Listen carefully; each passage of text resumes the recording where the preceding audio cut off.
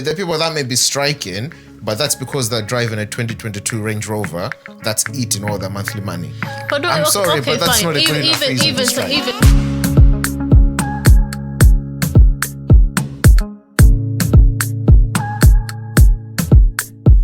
Statement, what I really like to say, that a lot of students have been sold a dream, right? They've been sold a dream where they invest literally thousands in a degree that doesn't benefit them. Once they come out of that. They don't use it, or they don't get good jobs or anything like that. So first and foremost, I wanted to see, what do you guys think about it? Do you think that's a good idea? Do you think it's a good idea? I think if we're trying to tackle unemployment, then definitely, because I think a lot of those degrees, people come out and they can't find jobs, and then they just sit waiting for what's the term? Waiting to make it. And in the meantime, they're not really doing anything. They're just sitting around. But then at the same time, I think we have to be mindful, because some people are really passionate about those things and do take it seriously and do want to do it as a career. And those people actually do what they need to make it. But those people are far and few between. So another point of it is that it's not to say that you're going to be unemployed. But let's say, for example, you took law, but then like after you finish your law degree, like 1, 2, 3, 4 years later, you're still working at Costa. Then it's like, well, that degree was useless. There was no point of you taking that degree. So it's not even just people who are unemployed. I guess it's looking at degrees that once that person has taken that degree, it doesn't lead them to do something with that degree. Does that make sense? Yes, that makes sense. So come back to your question. So what exactly? So I mean, the first question was that do you think Rishi is onto something here in tackling degrees that don't amount to anything? I mean, you answer the question how you see fit, because one of the big criticisms that have come out from the other camp is to say that this is going to limit students' aspirations. Do you think that's a fair criticism? Yes, I think that's a fair criticism, and yes, I think Rishi is onto something. I think for me, it's just whether what he's putting in place is going to work or not. Yeah, because I often say to myself, from primary school to secondary school to college, these are the times that you can have fun at school. These are what I would term compulsory educations, right? These are the times that, you can say force people to be in education. Fine, fair enough. Once it gets to university, it's no longer about education, in my opinion. It's about careers. It's about what you want to do in life and equipping yourself in that thing so that you can then go and do that. Yeah. So if we are finding that there are a lot of people that are partaking in this university scandal, I was going to say conspiracy and scandal, and then they are ending up sitting on their sofas and whatnot, then something is wrong. Or they're ending up working in Costa afterwards, then something is wrong. I think if the government wants to step in and try to help so that there are less people who are doing that, I genuinely think that's a very good thing, but we don't want to kill aspirations as well, because I may not know exactly, what, let's say, for example, how hard trying to be an actor can be, maybe, or something like that. But I aspire to be an actor. So I'm going to say to myself, I wanna do a drama degree or something like that, if they exist, or something like that, with the aspiration of wanting to be an actor, So I that's what I'm saying. I think it depends on what exactly it is that they're going to put in place that is trying to solve that problem. But otherwise, I think he's onto something. I think the problem also comes a lot earlier than that, because like Nick said, I think when we're in certain years, obviously education is compulsory, but at the same time, those are the times where we're sort of being molded to what we want to aspire to. So it's all well and good, people wanting to be artists and to be this and that, but I think when we're growing up, the professionals around us who create these aspirations within us, or who mold us and who drive us, need to be really, really clear about what certain things actually entail. Because I think that's sometimes what's not clear. People think they're going to go and do some of these subjects and the road is going to be easy. It's not. And I think if that was put into a realistic perspective, maybe not as many people would want to pursue those paths in that way. And the people that maybe would want to go and do those courses have really thought about it, and they really understand what it takes to make it in those careers. Obviously, other degrees are quite universal. There's a lot of degrees that you can do and go into different fields. And that's fine. And there's some degrees that you can do and you know you're guaranteed a job. If you do nursing, unless you're tragic, at the end of it, a lot of nurses, once you've graduated, once you've got your PIN, you can get a job. Granted, you do a good interview and all your checks come out right, you can get a job. But I think we have to be realistic in inspiring or aspiring people. So if somebody does want to be artsy and do, I'm just giving art as an example, and do an artsy course, and they're going to be this, in their head, they're going to be this fantastic artist, they're going to be the next Picasso, it has to, and not in a discouraging way, it has to be drilled into them that if that's the route that you're taking, it's hard knock. And it might be 10, 15, 20 years before you even see a dime. But I think sometimes it's advertised or made out to be like, as long as you've got the dream, as long as it's your passion, go for it. Yeah, great. Everybody has passions, but it doesn't mean that, I'm going to sound really bad now, but it doesn't mean they're going to come to fruition. No, I mean, one of the first questions I had, and I've always had this question or this thought pattern to say that, is there a difference between having a passion or I guess passion is the right word, having a passion, but then having a career also, or a job? Like, I think some people... or does everyone need to make their passion their job? I guess is the thought pattern or the question I've always had. Because this whole rhetoric of, follow your dream, follow your passion, blah, blah, blah. I don't know. I've never really connected with that. I've never really agreed with that. Because I don't think everyone needs to make their passion their career choice. I think you can have a passion.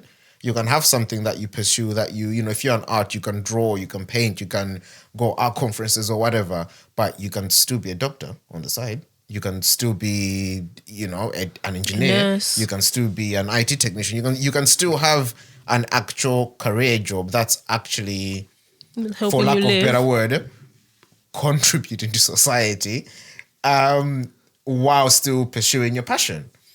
Because it goes on to another aspect to say, I feel like there are a lot of courses at uni that don't need to be uni courses. Again, I've always thought if I was in government, I'd review a lot of uni courses. Or maybe we should adopt the American way. You know how Americans do, what do they call it? Like a major and a minor. So like I major in law and my minor is art. Maybe, but what good does that do them? But it's what you're saying, that you can have your career path and then your passion. Maybe. I would have to find out a lot more about. I would have to find out how that works. But on the face of what I've just said, maybe that might be a better option.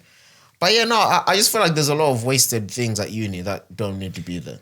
To be fair, I agree that I think there are some courses that shouldn't be courses at uni. I understand why they are, and the reason why they are is why I would disagree with your second point about passion and career. I think it should come down to the individual. I think some of the happiest people who've made it are those that have made it doing something that they love, you know, doing their passion. But even those people, if you speak to them, they will not tell you that it was roses. It was all roses. Yeah, they will tell you the hard work that went into it, the grit that went into it. You know, the number of sleepless nights. You know, the number of times things almost crashed and whatnot. You know, yet sometimes it's the dream that kept them going. You know, because it's what they want to do. So I think this is what I'm saying, that it just depends on what Rishi is going to do. Because I do agree that... What do you mean? What he's going to do is going to limit the numbers. Yeah, but courses. in how... As in numbers of people that can get on the courses. Yeah. Fair enough, you know. Fair enough. I would need to know about more of how that's going to work. So is it going to depend on like your score points and things like that? You know, so it's like survival of the fittest kind of thing. So that would mean that those that really want to get on those courses would then get on those courses. Wouldn't it just be the same as how people get into courses now, but the numbers are limited? Yeah, I could get your behind interview, your grades at the end of it, at the end of your A levels. But then the problem is, going back to what one of you have already mentioned, or rather the concern about cutting inspiration and things like that, is because, and this is what I'm saying, that I think an alternative needs to be provided, alternatives are provided in forms of like apprenticeships, exactly, and alternative because routes to work and stuff like that. Because the minute you start grading something by let's say academic scores, you do cut out a large number of people that are not academically acute, but can show the same, if not greater results practically. Does that make sense? If they can get together and make sure that what they're gonna come up with, is strong and good, I think the society is about to take the next big step when it comes to educating youngsters and putting them into the field of work, following their passions and things like that.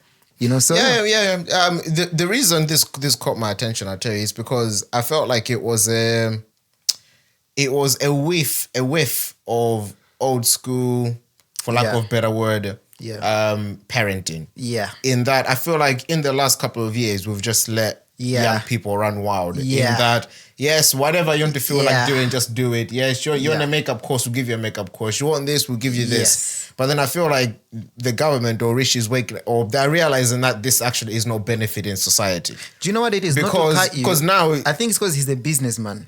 Yeah, I mean, of course, that helps as well. So he's brought that in and he's seen that this is not working. But then generally, I think they realize it's not benefiting society hugely, because there's no point having 10 million hairdressers, because it's like, we need nurses, we need engineers, we actually need people, for lack of a better word. And I don't want to say this because I don't want to put people in a tier, because everyone is important. We do need hairdressers, right? People need to get their hair done. But let's face it, we need more doctors than we need hairdressers, right? And that may sound harsh saying that. Someone is like, oh, I really want to be a hairdresser, it's my passion. And that's fine. I don't think that sounds harsh. We need those hairdressers. If you go to we need them. But what we need is that, the thing is, there are some people that would have made really great doctors, but because they weren't sort of pushed or pigeonholed or whatever, they decided to go to do music instead, because that's what they were passionate about. It was easy, it was fun.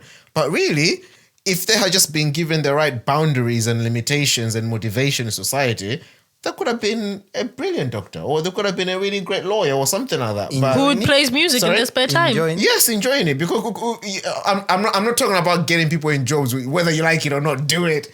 No, I'm talking about people finding things that they actually enjoy. Cultivating. Do you remember that comedy show we went to, and we yeah. bumped into that doctor, and in his side gig he does comedy? That kind of thing. Yeah. So I'm not talking about like, be a lawyer whether you like it or not, but it's like you won't know that you like this thing until you're sort of put in a situation where you have to be like, okay, what can I actually pick? Do I want to do business? Do I want to do law? Do I want to do this? Oh, this is what this is. Oh, wow, that's really good, blah, blah, blah, stuff like that. So I found that really interesting. I really enjoyed reading that headline and reading the details, because I was like, finally, a bit of common sense. I thought you were going to say, I really enjoyed reading that headline. Stop. No. I just saw it. I was like, finding a bit of common sense in society, a bit of, a bit of boundaries. And I think I think that's why young people in society need not just even some that, boundaries. But we're at a stage. It's a small start, but it's a start. We're at a stage where we need people in certain careers. Yeah. We're running out of nurses. We're running out of healthcare support workers. We're just running out of basic essential needs for us to carry on living the way that we live. We're running out of teachers. We're running out.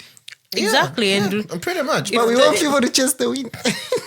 If all those careers and services run out, then what exactly are we doing? Like you said, we need more doctors than we need hairdressers. If you go to A&E now, there's a whole queue. Hairdressers have closed now.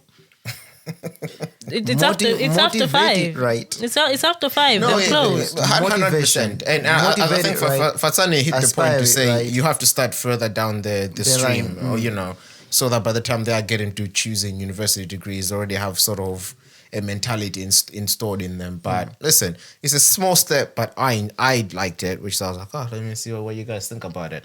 But of course, the Labour and other people are like, imagine if doctors were being paid like footballers. everyone will be applying to be a doctor. Everyone will be applying to be a doctor. Even now, grind my teeth. But I suppose 7 years at uni, don't sound so bad. that's a good point though, because at the same time, as much as the government are trying to do this, they do need to make those courses that we need more appealing, because at the end of the day,